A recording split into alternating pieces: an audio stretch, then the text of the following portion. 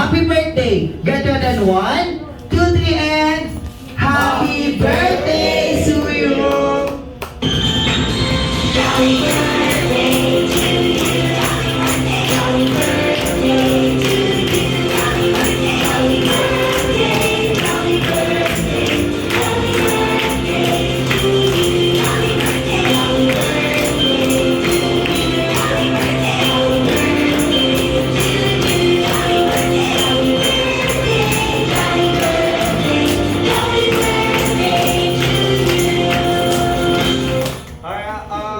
Alright, bali na po tayo magsiupo.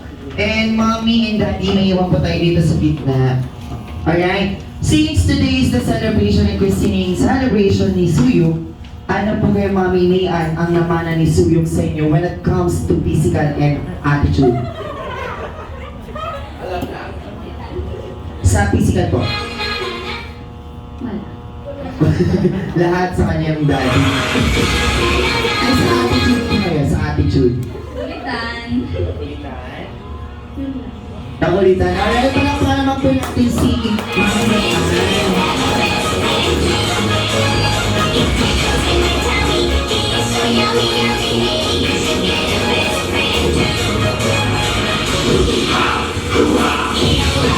Alright. Mali na po tayo umupo po dun sa may left side. Yan.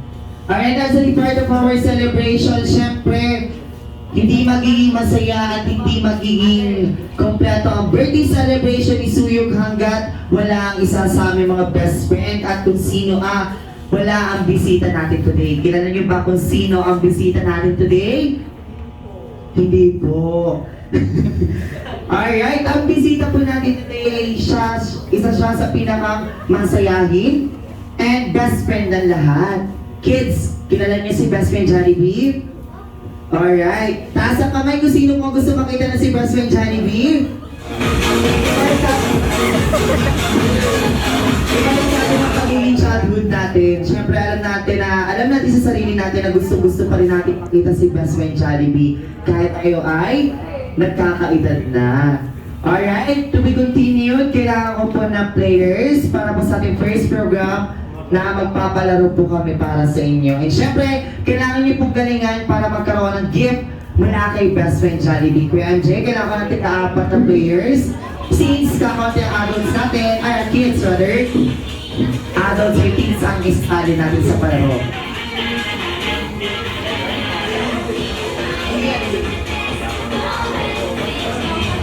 Pinatawagan ko po si ate ng salamin. Yung naka-color block, si kuya, si tatay, si nanay, yung naka-sunglass din. Ayan. Punta pa kayo dito. Ayan. Pila po tayo doon. Doon po tayo. Alright. Hanap po kayo ng partner by please. Try ito. Dito po tayo, ma'am. Ayan.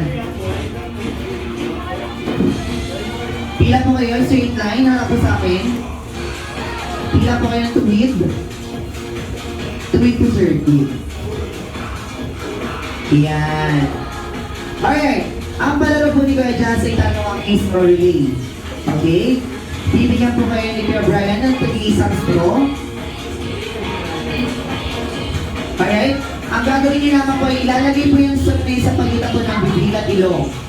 Then after that, kailangan niyo po lumakad papunta po dito sa may Jolly Chase ating ikot. And kapag kaikot ay, ilalaglag po yung straw sa may cup. Walang hawak na kamay. And kapag nalaglag po yung straw is, uulit po from the top. Hihigupin po yung straw gamit ang ilong, then control ng ating bibig.